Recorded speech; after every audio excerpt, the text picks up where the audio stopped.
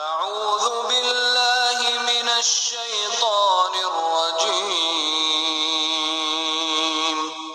بسم اللہ الرحمن الرحیم۔ سنہری کرنیں، مسلم خواتین کی اعلیٰ اقدار کے روشن تذکرے۔ کہانی ایک عورت کا مکر۔ ایک تاجر اپنی زندگی کے تجربات بیان کرتے ہوئے کہنے لگا کہ ہم قاہرہ میں مختلف ممالک کے تاجر تجارت کی غرض سے جمع تھے۔ سارا دن ہم بازاروں میں کاروبار کرتے۔ شام ہوتی تو عمرو بن عاص رضی اللہ عنہ سے منسوب مسجد میں جمع ہو جاتے، آپس میں تبادلہ خیالات کرتے، ایک دوسرے کو کاروباری حالات سے آگاہ کرتے۔ ایک دن ہم حسب معمول مسجد میں بیٹھے گفتگو کر رہے تھے کہ قریبی ستون کے پاس ایک عورت نظر آئی۔ بغداد کا ایک تاجر ذرا تیز ترار تھا۔ وہ اس عورت کے پاس گیا اور کہنے لگا کہ اللہ کی بندی، تم یہاں کیوں بیٹھی ہو؟ کوئی مسئلہ ہو تو بتاؤ، شاید ہم لوگ تمہاری مدد کر سکیں۔ وہ کہنے لگی، دراصل بات یہ ہے کہ 10 سالوں سے میرا شوہر غائب ہے۔ مجھے اس کے متعلق اب تک معلومات حاصل نہیں ہو سکیں کہ وہ کہاں ہے۔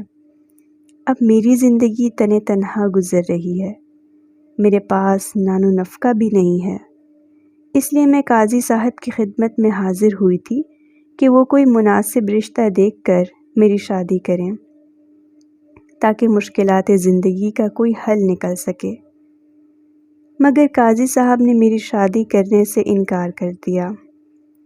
ایسی صورتحال میں کیا کروں؟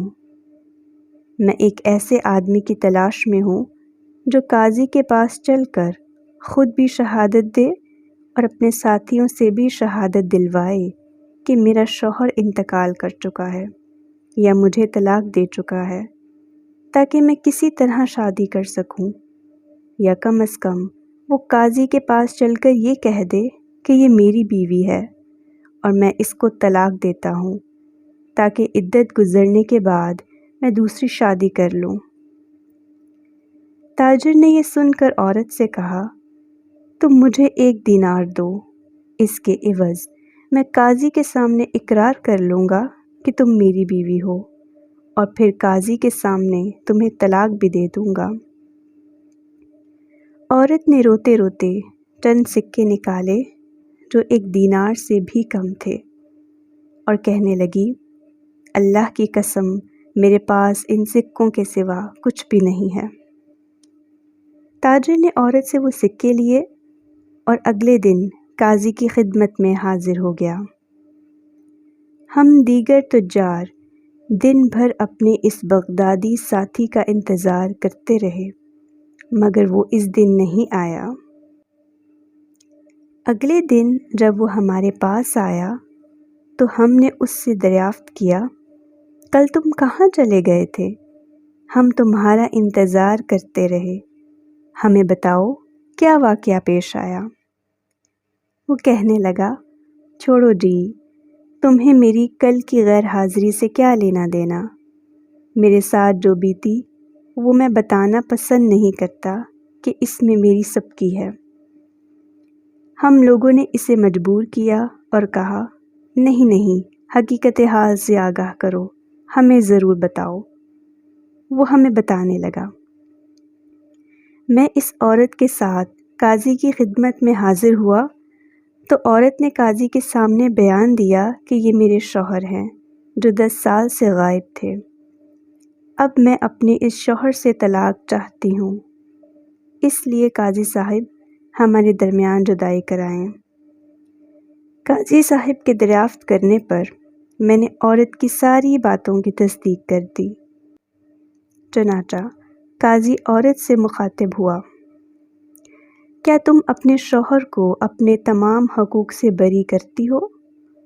کہنے لگی، نہیں، اللہ کی قسم میرا اس پر حق مہر ہے، نیز 10 سالوں کے نان و نفقہ کی ذمہ داری بھی اس پر عائد ہوتی ہے۔ میں 10 سال اس کا انتظار کرتی رہی، اس لیے میں اپنے حقوق سے دستبردار نہیں ہو سکتی۔ عورت کا بیان سننے کے بعد قاضی میری طرف متوجہ ہوا اور کہنے لگا، دیکھو میاں، اپنی بیوی کا حق دے دلا کر اسے فارغ کر دو، یا چاہو تو اپنے ہی نکاح میں رکھو۔ میں قاضی کا فیصلہ اور اس مکار عورت کا فریب دیکھ کر دنگ رہ گیا۔ اب صورت یہ بن گئی کہ میں اپنے بیان سے مکر بھی نہیں سکتا تھا اور نہ ہی حقیقت بتانے میں میری خلاصی نظر آ رہی تھی۔ میں ابھی سوچ ہی رہا تھا کہ کیا کروں اور کیا نہ کروں کہ اچانک قاضی نے پولیس بلا کر مجھے اس کے حوالے کر دیا کہ اس سے عورت کے حقوق لے کر دیے جائیں۔ پولیس آفیسر نے مجھے حکم دیا کہ میں اس عورت کو 20 دینار دے دوں تو جان بخشی ہو سکتی ہے۔ میرے پاس کوئی حل نہ تھا۔ میں نے بڑی خاموشی سے 20 دینار نکالے اور اس عورت کے حوالے کر دیے، اور یوں مجھے چند ٹکوں کے عوض 20 دینار کا نقصان بھگتنا پڑا۔ نیز بھری عدالت میں میری جو ذلت و رسوائی اور سبکی ہوئی وہ اس کے علاوہ ہے۔ ادھر ہماری حالت یہ تھی کہ ہنستے ہنستے ہمارا برا حال ہو گیا تھا، اور ہمارا وہ بغداد والا ساتھی ہمارے شرم و ندامت کے جلد ہی اپنے گھر لوٹ گیا۔ اس کے بعد ہماری اس سے ملاقات نہ ہو سکی۔ اگلی کہانی، اس خنجر کا کیا کرو گی؟ ام سلیم بنت ملحان رضی اللہ عنہا وہ مسلم خاتون ہیں جن کی زندگی میں امت مسلمہ کی خواتین کے لیے بہت سے دروس اور نصائح موجود ہیں۔ ان کے اسم گرامی کے بارے میں مورخین میں اختلاف ہے۔ تاریخ کی کتابوں میں ان سے منسوب اسماء یہ ہیں: سہلہ، امیہ، رمیثہ، ملیکہ، غمیصہ یا رمیصہ۔ ان کی شادی زمانہ جاہلیت ہی میں مالک بن نضر کے ساتھ ہوئی تھی، جس سے ایک لڑکا پیدا ہوا جو صحابہ کرام میں انس بن مالک رضی اللہ عنہ کے نام سے معروف ہے۔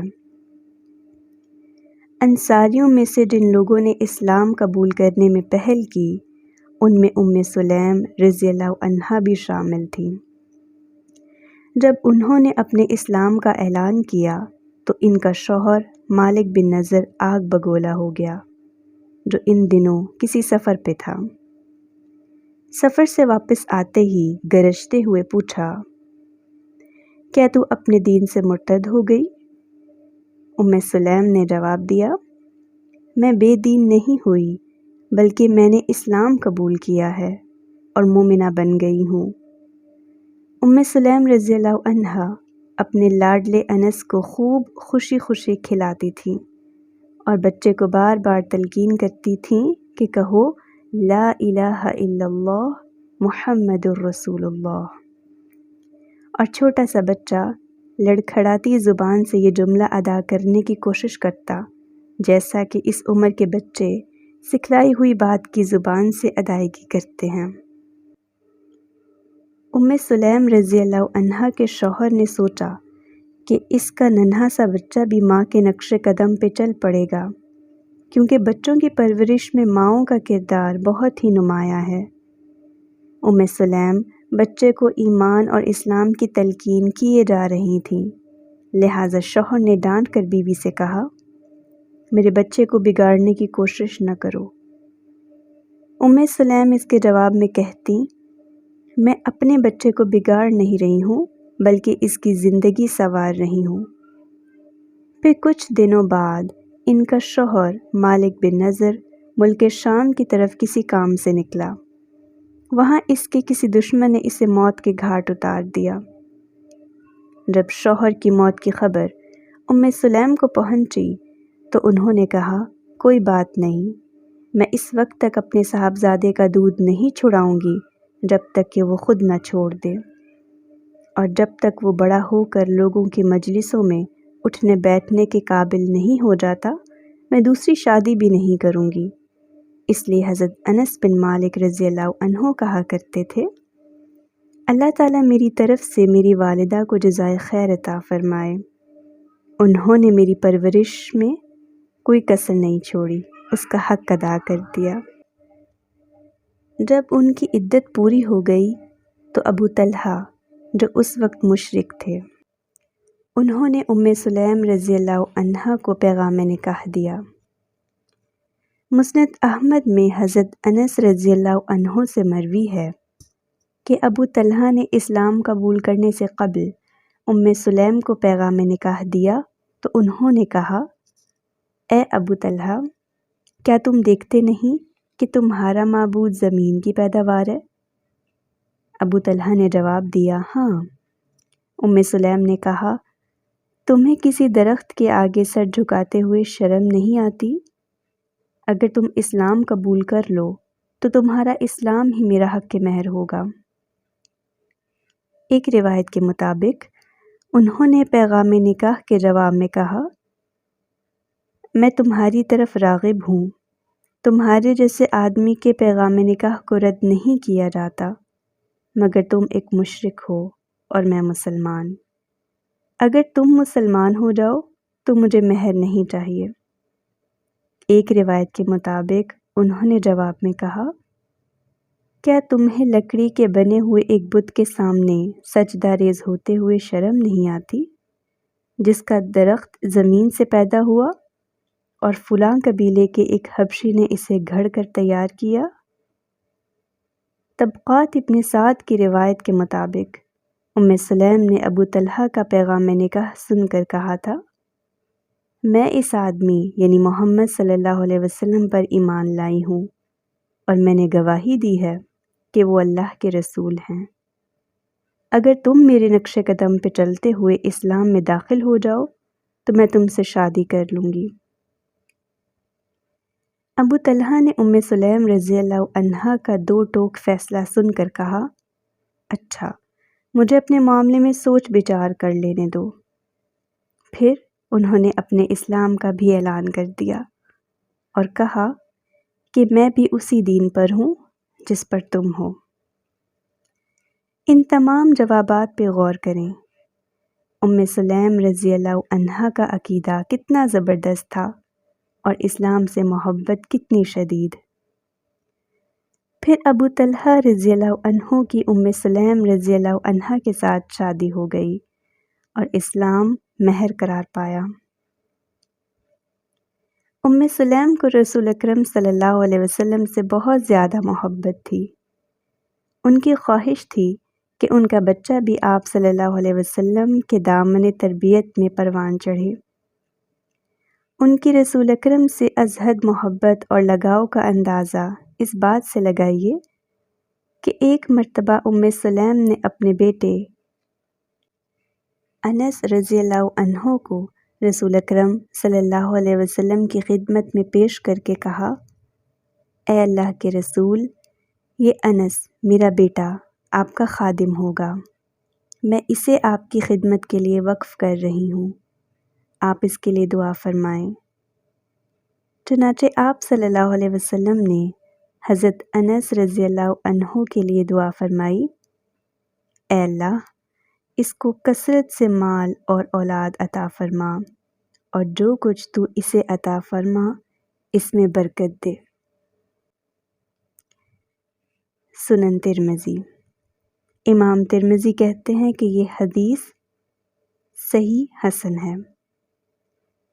اس دعا کی برکت سے اللہ تعالیٰ نے حضرت انس رضی اللہ عنہ کو 100 سے زیادہ بچے عطا فرمائے اور ان کے پاس ایک ایسا باغ تھا جو سال میں 2 مرتبہ پھل دیتا تھا۔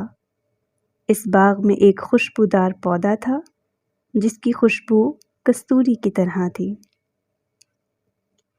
جب ام سلیم رضی اللہ عنہا کی شادی حضرت ابو طلحہ رضی اللہ عنہ کے ساتھ ہو گئی تو میاں بیوی کے شب و روز رسول اکرم صلی اللہ علیہ وسلم کے فرامین کی اطاعت میں گزرنے لگے اور تقوی و پرہیزگاری اس گھر کی رونق بن گئی۔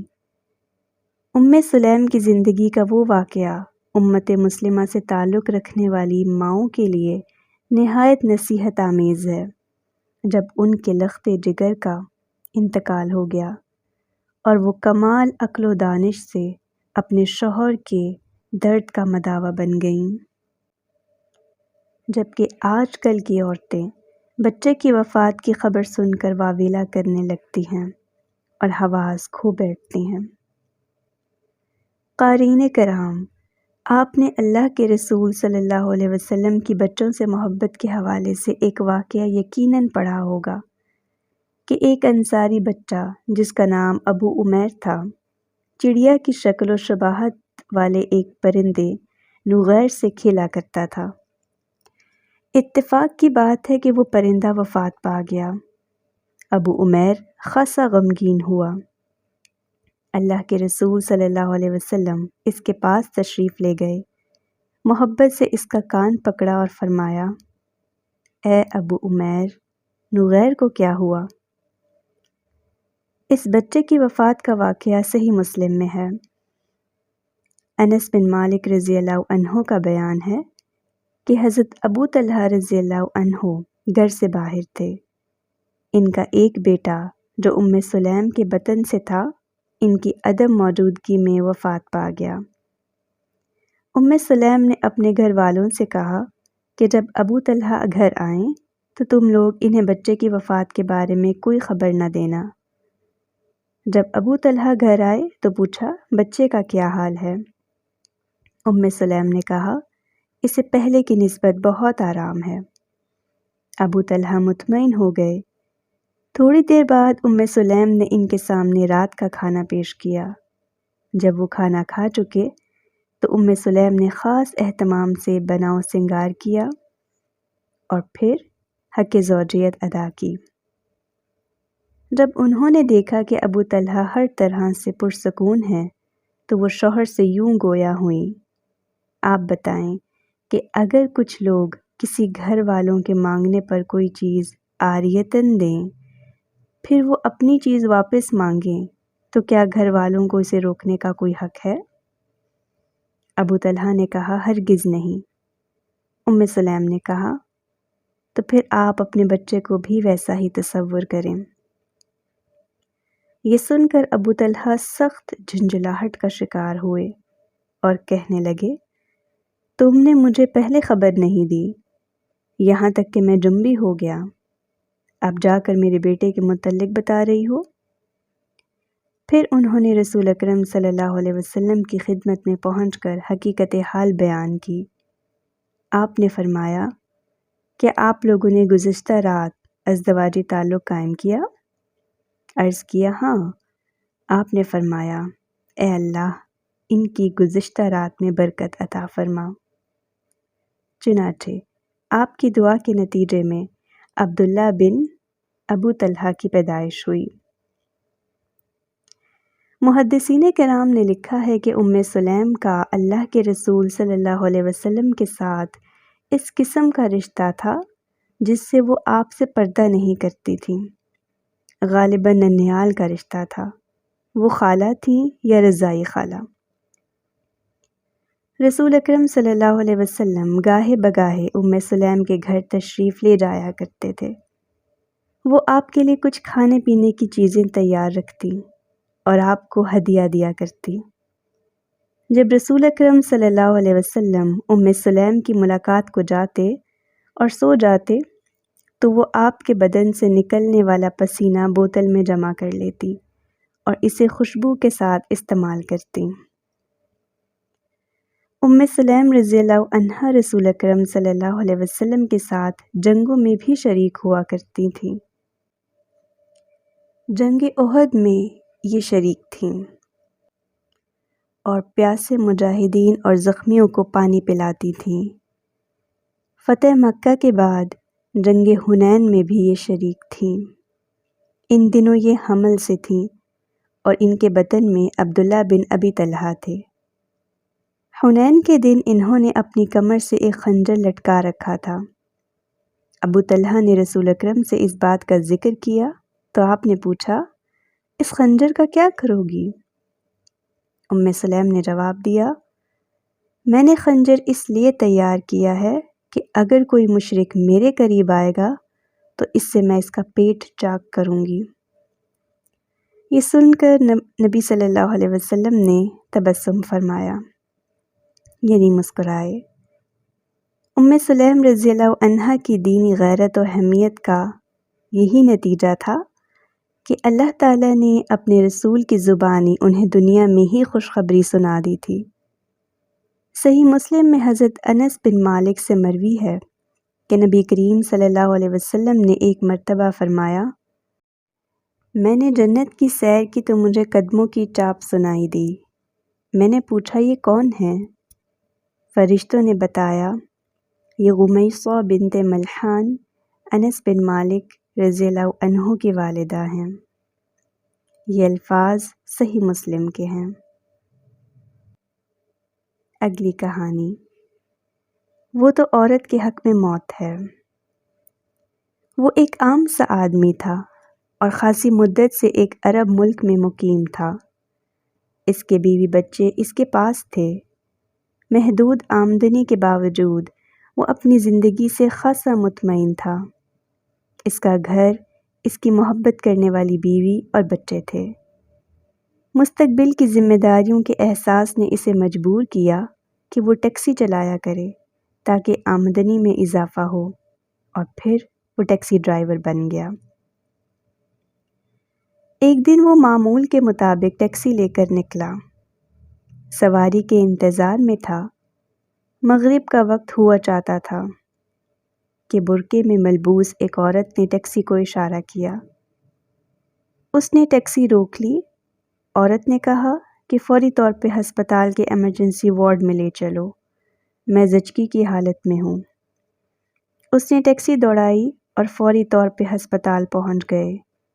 عورت نے کہا کہ تھوڑی دیر انتظار کرو۔ نرسیں اس کو لیبر وارڈ میں لے گئیں۔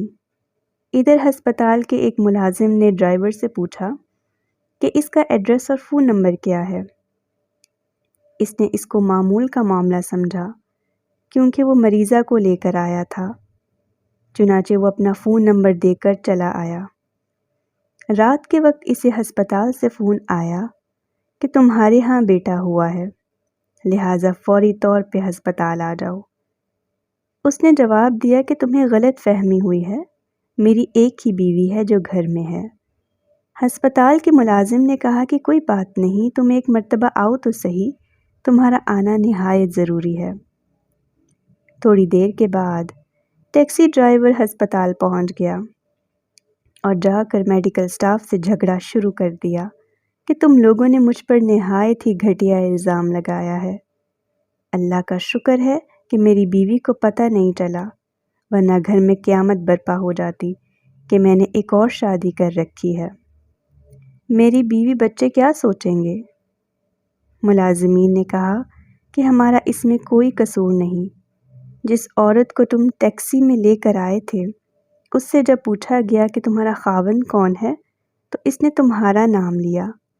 بچے کی پیدائش کے بعد اس عورت نے یہی کہا کہ اس بچے کا باپ ٹیکسی ڈرائیور ہے اور وہی مجھے ہسپتال چھوڑ کر گیا ہے۔ نوجوان کہنے لگا، میں اللہ کی پناہ مانگتا ہوں، یہ بالکل بہتان ہے۔ یہ تو گھر بیٹھے مصیبت میرے گلے آ پڑی۔ کسی نے بالکل درست کہا کہ مصیبتیں اس حال میں تمہارے پاس آئیں گی کہ تم اطمینان سے سو رہے ہوگے۔ بہرحال اس کی ہسپتال کے عملے کے ساتھ بحث جاری تھی کہ اچانک اس کو خیال آیا کہ اگر تمہیں میری سچائی پر یقین نہیں تو ایسا کرو کہ نومولود اور میرے خون کا DNA ٹیسٹ لے لو، تمہیں پتہ چل جائے گا کہ میرا بچہ ہے یا کسی اور کا ہے۔ ڈاکٹروں کے لیے اس معاملے کی تصدیق ضروری تھی، لہٰذا انہوں نے اس سے اتفاق کیا اور اس کے خون کا نمونہ لے لیا۔ اب وہ ٹیکسی ڈرائیور مسلسل دعائیں کرتا رہا کہ الہی اس آزمائش کی گھڑی میں میری مدد فرما۔ تھوڑی دیر کے بعد ڈاکٹر نتیجہ لے کر آیا اور کہنے لگا، نوجوان، ہم معذرت خواہ ہیں، خواہ مخواہ تمہارا وقت ضائع کیا۔ آپ کے خون کی تشخیص سے یہ بات سامنے آئی ہے کہ یہ واقعی آپ کا بچہ نہیں ہے، اور یہ بھی معلوم ہوا ہے کہ آپ باپ بننے کے قابل نہیں کیونکہ آپ مکمل طور پہ باندھ ہیں۔ اب حیران اور پریشان ہونے کی باری اس نوجوان کی تھی۔ یہ خبر اس پر بجلی بن کر گری۔ وہ بولا، تمہاری یہ بات تو پہلی بات سے بھی زیادہ سخت ہے۔ میں کئی سالوں سے شادی شدہ ہوں اور میرے 6 بچے ہیں، اور تم مجھے باندھ ہونے کا سرٹیفکیٹ دے رہے ہو؟ یقیناً تمہاری لیبارٹری رپورٹ بیکار ہے۔ ڈاکٹر نے اس کی رپورٹ کو عمیق نگاہوں سے دیکھا اور کہا کہ نوجوان، ہماری رپورٹ درست ہے، مگر کوئی بات نہیں، ہم دوبارہ ٹیسٹ لے لیتے ہیں۔ ٹیسٹ دوبارہ ہوا اور ڈاکٹروں نے حتمی فیصلہ دیا کہ جس شخص کا یہ خون ہے وہ کبھی باپ نہیں بن سکتا۔ مگر میرے 6 عدد بچے اور ڈاکٹروں کا یہ دعویٰ کہ میں باپ نہیں بن سکتا، وہ سوچ سوچ کر پاگل ہو رہا تھا۔ پھر وہ حقائق کی دنیا میں آیا، غور و فکر کیا، جانچ پڑتال شروع کی، گھر کے ماحول پہ غور کیا تو اس نتیجے پر پہنچا کہ اس کی بیوی خائن ہے۔ مگر یہ ڈاکہ ڈالنے والا کون ہے؟ اب ایک اور تلخ حقیقت اس کے سامنے کھڑی تھی۔ اس کے قدموں تلے زمین نکل گئی۔ اس کا حقیقی بھائی، اس سے عمر میں چھوٹا، جس کو وہ اولاد کے برابر جگہ دیتا تھا، اس کے گھر میں شروع سے مقیم تھا۔ اس نے موقع سے ناجائز فائدہ اٹھایا اور اپنی بھابھی کے ساتھ، ہاں اس کی بیوی کے ساتھ، کئی سالوں سے ناجائز تعلقات قائم رکھے، اور پھر شدید دباؤ کے بعد اس کی بیوی اور بھائی نے ان ناجائز تعلقات کا اعتراف کر لیا۔ اللہ تعالیٰ نے سورۃ ابراہیم میں فرمایا ہے، ظلم کرنے والوں کے کرتوتوں سے اللہ کو غافل نہ سمجھو، وہ تو انہیں اس دن تک مہلت دیے ہوئے ہے جس دن آنکھیں پھٹی کی پھٹی رہ جائیں گی۔ اس جرم کے حقیقی مجرم تو وہ دونوں تھے، مگر یہ شوہر بھی اس میں برابر کا حصے دار تھا، جس نے نبی کریم صلی اللہ علیہ وسلم کے فرمان پر کوئی توجہ نہ دی۔ انہوں نے فرمایا تھا، تم لوگ تنہائی میں عورتوں کے پاس جانے سے بچو۔ ایک آدمی نے دریافت کیا، اے اللہ کے رسول، دیور کے بارے میں آپ کیا فرماتے ہیں؟ رسول اکرم صلی اللہ علیہ وسلم نے فرمایا، وہ تو موت ہے۔ یہ حدیث صحیح بخاری اور صحیح مسلم دونوں میں موجود ہے۔ اگلی کہانی، جو حق پر ہوگا اس کی آواز بلند ہوگی۔ اس واقعے کے راوی قحطبہ بن حمید ہیں۔ ایک روز وہ عباسی خلیفہ مامون الرشید کے مجلس میں تھے۔ وہ دن مظلوموں کی شکایات کے لیے وقف تھا۔ لوگ اپنی درخواستیں پیش کرتے۔ خلیفہ کے ارد گرد مختلف محکموں کے ذمہ داران حاضر تھے۔ اسی وقت فیصلے ہوتے اور فوری نفاذ کا حکم جاری ہو جاتا۔ اب عصر کی نماز کا وقت ہوا چاہتا تھا۔ خلیفہ سارا دن بے حد مصروف رہا۔ وہ اٹھنے کا ارادہ کر ہی رہا تھا کہ ایک خاتون مجلس میں آئی۔ اس کے لباس سے نظر آ رہا تھا کہ وہ خاصی دور سے آئی ہے۔ اس روز عدالت میں آنے والی یہ آخری خاتون تھی۔ اس نے داخل ہوتے ہوئے بلند آواز سے کہا، السلام علیک یا امیر المؤمنین ورحمۃ اللہ وبرکاتہ۔ خلیفہ مامون نے اس کی آواز سن کر یحییٰ بن اکثم کی طرف دیکھا۔ یحییٰ نے اس عورت کے جواب میں کہا، وعلیک السلام یا امۃ اللہ، بتاؤ تمہاری کیا حاجت ہے؟ اس عورت نے 3 شعر پڑھے جن میں اپنی حاجت اور شکوہ پیش کیا۔ مامون نے اشعار سنے تو اپنا سر جھکا لیا اور پھر 3 شعروں میں اس کو جواب دیا کہ ابھی ہمیں عصر کی نماز ادا کرنی ہے، ہفتے کے دن آنا، ہم تمہارا مقدمہ سنیں گے اور کوشش کریں گے کہ اس دن یا بصورت دیگر اتوار کو تمہارا مسئلہ حل کر دیں۔ ہفتے کے دن وہ عورت دوبارہ آئی۔ خلیفہ نے پہچان لیا کہ یہ وہی عورت ہے۔ اس نے سلام پیش کیا۔ خلیفہ نے جواب دینے کے بعد پوچھا، تمہارا مدعا علیہ کدھر ہے؟ عورت کہنے لگی، امیر المؤمنین، میرا مدعا علیہ آپ کے پہلو میں کھڑا ہے۔ یہ کہتے ہوئے اس نے اپنے بیٹے عباس کی طرف اشارہ کیا۔ خلیفہ نے احمد بن ابی خالد سے کہا کہ وہ مدعا علیہ کا ہاتھ پکڑے اور اسے عورت کے ساتھ کٹہرے میں کھڑا کرے۔ حکم کی تعمیل ہوئی۔ اب دونوں ماں بیٹا عدالت میں آمنے سامنے ہیں۔ ایک دوسرے کو دیکھا تو ماں نے بیٹے کو کوسنے دینے شروع کر دیے۔ اس کی آواز بلند ہوتی چلی گئی۔ دراصل بیٹے نے ماں کی ایک جائیداد پہ قبضہ کر لیا تھا، وہ واپس مانگ رہی تھی۔ بیٹا جائیداد دینے سے انکاری تھا۔